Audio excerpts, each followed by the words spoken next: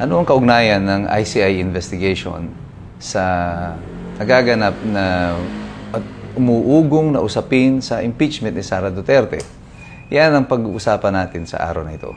Ito po muli si Attorney Mike Operario. Noon pa man, sinabi ko na, bago pa man na-create yung ICI, na nag-iimbestiga pa lamang sila tungkol dito sa mga flood control, pagkatapos na si Ping Lacson ay mag-assume ng leadership ng Senate Blue Ribbon Committee, sinabi ko na mukhang ang target nito ay ang impeachment ni Sara Duterte. Paano? Well, tignan niyo yung mga senador na tinatarget noon para ma-involve dito sa flood control. Si Joel Villanueva, Chis Escudero, Jinggoy Estrada. At eventually, ngayon, pagkatapos ng di umano ay investigasyon ng ICI, ito na nga yung lumalabas ng mga pangalan, nakakasuhan din daw nila. Joel Villanueva, Jinggoy Estrada, Chis Escudero, pero dinagdagan ng iba pang mga hindi na nakaupo na senador, sina Bong Revilla, si Nancy Binay, at saka isinama rin pala ang isa pa na nasa majority, lumulutang din ng pangalan, si Mark Villar. So, apparently, sa lahat ng kakasuhan nito, magkakaroon lamang ito ng adverse effect doon sa bilang ng mga senador na pumapabor kay Sara Duterte. Kasi kung magkakaroon ng impeachment ngayon with 9 senators in favor of Sara Duterte, the impeachment is dead. Ngayon, kung mababaliktad nila ito, si Bato de la Rosa ay papaaresto nila, kakasuhan si Villanueva, kakasuhan si Jinggoy, si Chis Escudero, posibleng mabawasan ng 4 ang bilang. And therefore, impeachment is now proper. Iyan ang computation na binibigay ko. Noon pa, sinasabi ko sa inyo that this is a possibility.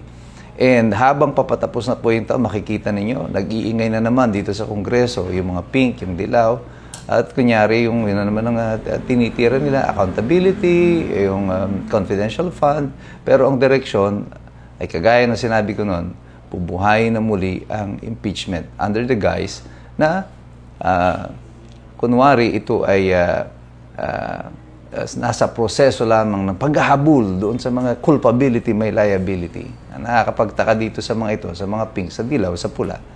Liability ang hinahanap nyo doon sa 125 million, pero doon sa billion-billion na nawawala na pera, ay tahimik na tahimik kayo.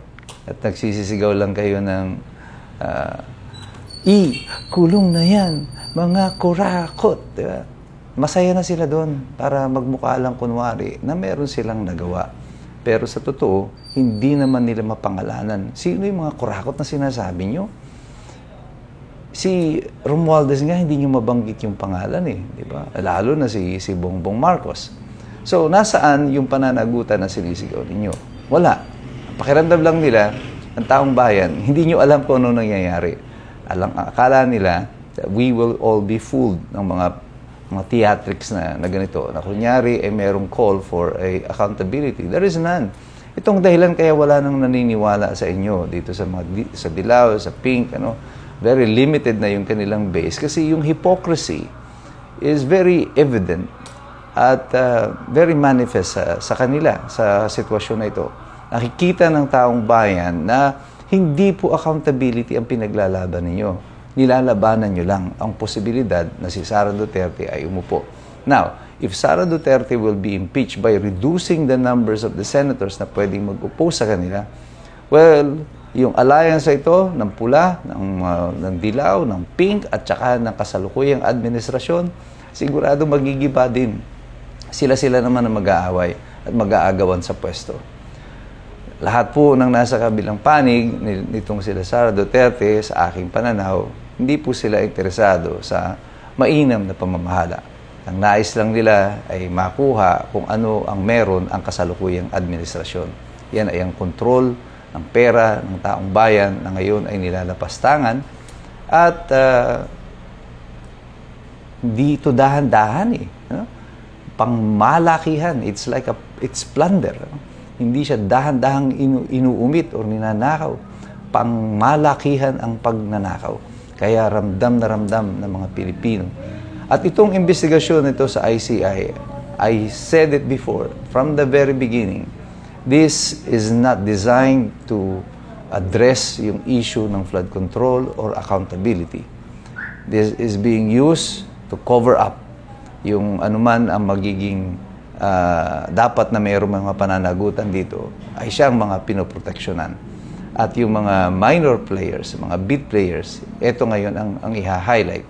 Ang mga senador na kinakasuhan, kunyari isinama dyan sina Villar, si Bong Revilla, sina Nancy Binay, ang tingin ko dyan, ginawa na lang palabok itong mga ibang senador na ito at ibang mga opisyalis dyan sa Senado para magmukhang sapin-sapin pa rin yung ibinibenta sa atin kahit man lang binudburan lang ito ng latik.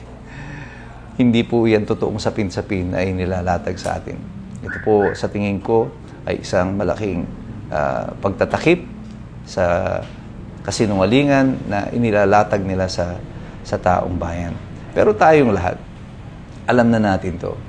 We called it from the start that this is what's gonna happen. Sinabi ko na po na ito ang mangyayari dito sa ICI investigation na to. And right now, it is happening. It is being unraveled before our eyes. Bakit ko po nasabi agad yan noon? Bakit natin na-predict that this is how it's gonna happen?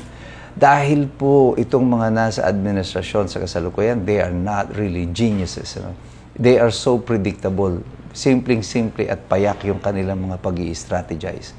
Alam na alam mo agad kung saan papunta yung kanilang mga ginagawa. At lahat ng direksyon na pupuntahan ng kanilang mga ginagawa ay hindi po mabuti sa taong bayan. And that is why tayo po na naririto sa kabilang hanay, opposite to the government at the moment, tayo po dapat patuloy na nagpa-participate. Hindi po totoo na kapag yung social media lang mga ginagamit natin na platform, ay wala po itong impluensya, wala po itong dagok.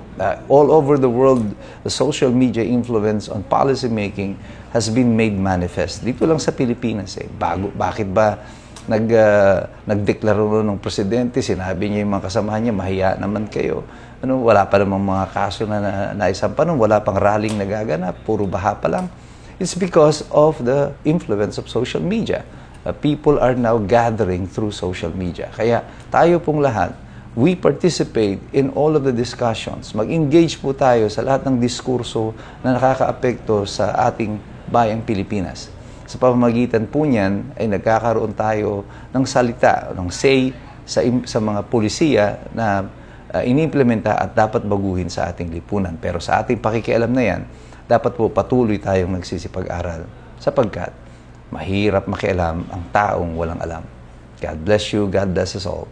Mabuhay ang Republika ng Pilipinas.